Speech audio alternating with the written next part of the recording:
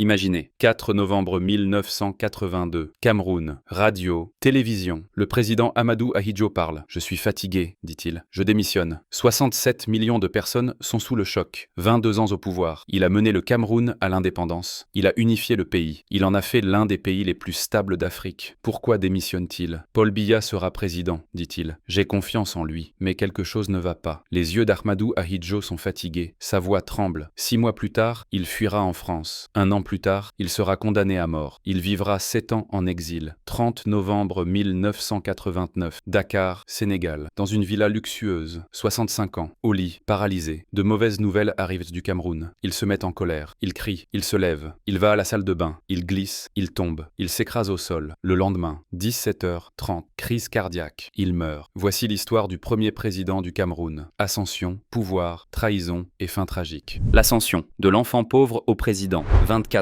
août 1924. Garoua, nord du Cameroun. Au bord du fleuve Benoué, un bébé naît. Il s'appelle Ahmadou Babatoura Ahidjo. Son père est chef de village Peul. Sa mère est une femme Peul descendante d'esclaves. Une famille pauvre. Mais sa mère est déterminée. « Mon fils étudiera », dit-elle. Il changera sa vie. Ahidjo va d'abord à l'école coranique, éducation musulmane. Il apprend l'arabe. Il mémorise le Coran. Puis à l'école publique. 1932. 8 ans. Il apprend le français. Il apprend les mathématiques. Difficile. Très difficile. Système colonial français. Les enfants africains sont de seconde classe. 1938. 14 ans. Examen. Il échoue. Stupide, disent-ils. Il vient du Nord. Qu'attendez-vous ? Ahidjo s'effondre. Il quitte l'école. Il devient assistant vétérinaire. Il travaille avec les animaux. Mais sa mère ne le permet pas. Tu es intelligent, mon fils. Reviens. Essaye encore une fois. 1939. Il passe l'examen à nouveau. Il étudie pendant des jours. Il ne dort pas pendant des nuits. Il réussit. Va à Yaoundé, dit son professeur. École primaire supérieure. École prestigieuse. Yaoundé, la capitale. Ahidjo s'éloigne de son village pour la première fois. À l'école, il joue au football. Il fait des courses de vélo. Il se fait des amis. Il étudie pendant 3 ans. Il obtient son diplôme avec mention. 18 ans. 1942. Il trouve un travail. Service postal. Opérateur radio et télégraphe. Son travail l'emmène partout dans le pays. Douala, Ngaoundéré, Bertoua, Mokolo. Il se fait des connaissances dans chaque ville. Le premier fonctionnaire à travailler du nord au sud. Je comprends ce pays multi-ethnique, dit-il. Il y a des musulmans, il y a des chrétiens, il y a des francophones. Plus de 100 groupes ethniques. Nous devons les garder ensemble. 1947, 23 ans. Il entre en politique. Il est élu à l'Assemblée territoriale du Cameroun. Jeune mais intelligent, disent-ils. Silencieux mais efficace. Il comprend l'équilibre nord-sud. 1953, 56, à Paris. Représentant du Cameroun à l'Assemblée de l'Union française. Il apprend la politique internationale. 1957, il rentre chez lui. Il devient président de l'Assemblée législative, puis vice-premier ministre et ministre de l'Intérieur. 1958, février, le premier ministre André-Marie Mbida cause des problèmes. Il ne veut pas l'indépendance. Il veut rester avec la France. C'est inacceptable, dit la France. Le temps de l'indépendance est venu. Mbida démissionne. La France veut un nouveau premier ministre. Ahidjo, disent-ils, il est raisonnable. Il est dialoguiste. Il travaillera avec nous. À 34 ans, Ahidjo devient Premier ministre. Il crée son propre parti, l'Union camerounaise. À cette époque, il y a la rébellion de l'UPC, Union des populations du Cameroun, nationalistes radicaux, tendance communiste.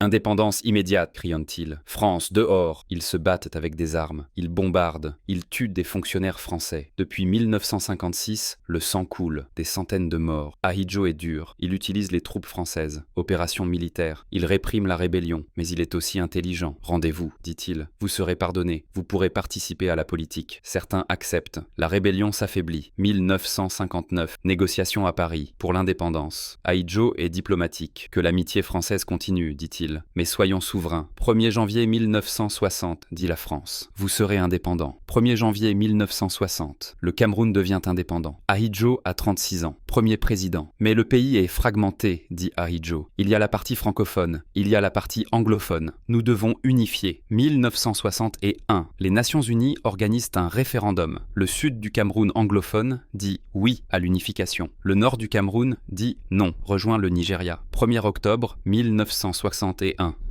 La République fédérale du Cameroun est créée. Ahidjo est président. John Ngou Foncha est vice-président. J'ai réussi, dit Ahidjo.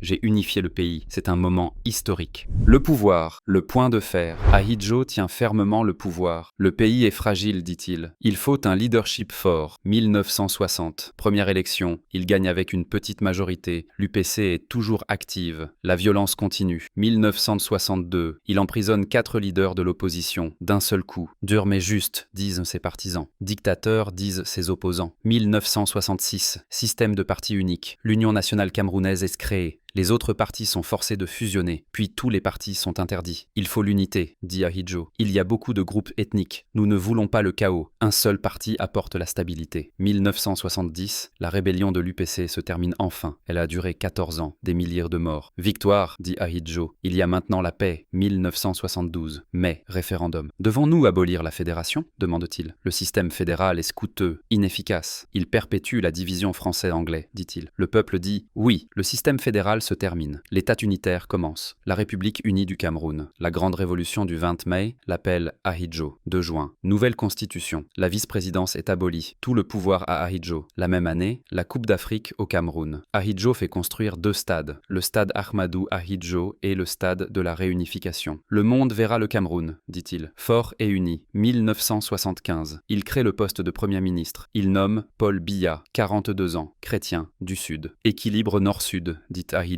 Équilibre musulman-chrétien. Biya est loyal, fiable. 1977. Pétrole. Le Cameroun devient producteur de pétrole. Nous allons économiser pour les temps difficiles, dit le gouvernement. Mais la réalité est différente. Des milliards de dollars vont vers des comptes à Paris, des comptes en Suisse, des comptes à New York. Les compagnies pétrolières et les fonctionnaires du gouvernement s'enrichissent. Le peuple ne sait pas. L'influence de la France est toujours forte. 9000 citoyens français au Cameroun.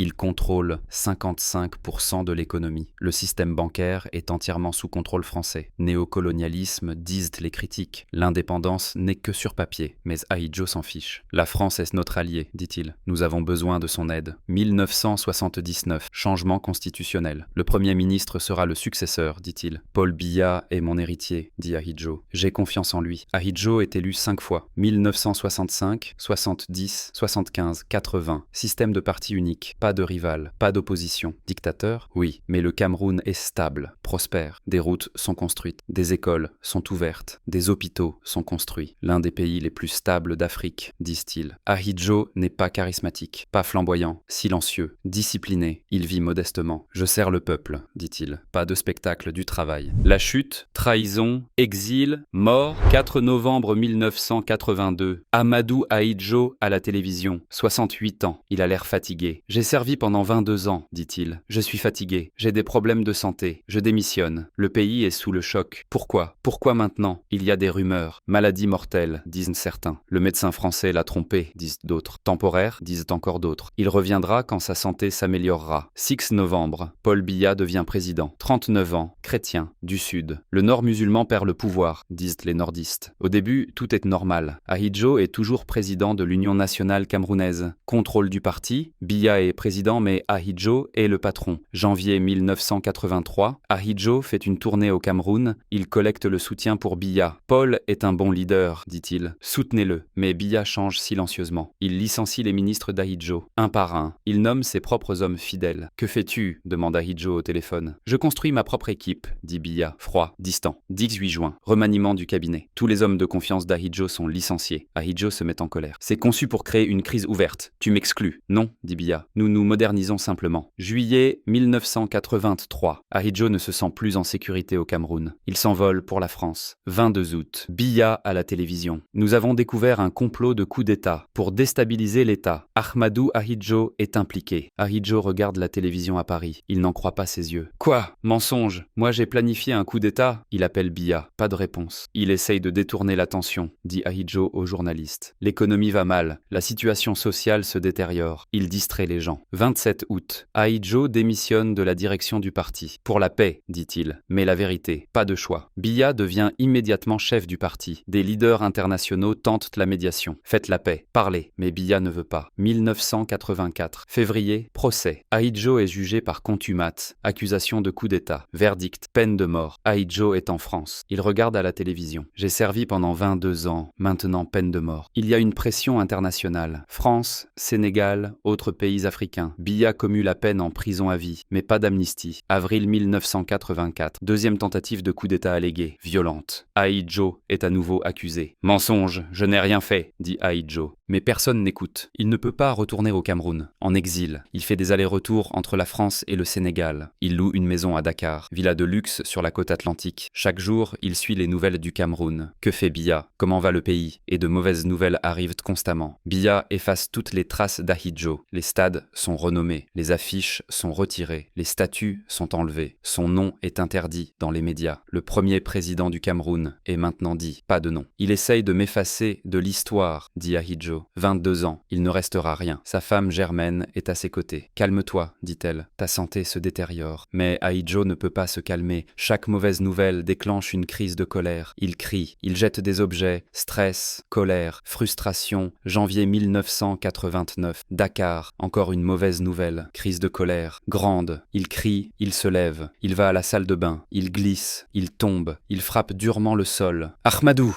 Crie Germaine. Elle court. Elle essaye de le soulever. Ahidjo ne peut pas bouger. Les jambes ne tiennent pas. Paralysie. À l'hôpital. Diagnostic. Paralysie du bas du corps. Paralysie partielle. Il rentre à la maison. Cloué au lit. Il ne peut pas marcher. Fauteuil roulant. 10 mois passent. Au lit. Germaine s'occupe de lui. Son ami Adam Maté s'occupe de lui. Mais Ahidjo est malheureux. On ne peut pas vivre comme ça, dit-il. Ce n'est pas une vie. Chaque jour, il pense au Cameroun. Mon pays, se souviennent-ils de moi? M'ont-ils oublié? 30 novembre 1989, jeudi, une journée normale. Ahidjo au lit, Germaine à ses côtés, Adam à ses côtés. 17h30. Soudain, douleur thoracique. Il ne peut pas respirer. Germaine, dit-il, qu'est-ce qui se passe? Germaine court. Crise cardiaque. Ahmadou Ahidjo meurt. 65 ans, en exil, à Dakar, à des centaines de kilomètres de son pays. L'héritage tragique. Ahmadou Ahidjo a dirigé le Cameroun pendant 22 ans. De 1960 à 1982, il a mené le pays à l'indépendance. Il a unifié 2 régions. Il a apporté la stabilité, il a apporté la prospérité, écoles, hôpitaux, routes, mais c'était un dictateur. Parti unique, interdiction de l'opposition, prison pleine, répression. Il a démissionné, il a fait confiance à Paul Biya. Biya l'a trahi, il a pris le pouvoir, il a effacé Ahidjo. Il est allé en exil, il a été condamné à mort, il a vécu 7 ans en exil. France, Sénégal, il est tombé dans la salle de bain, il a eu une paralysie, 10 mois au lit, il a eu une crise cardiaque, il est mort.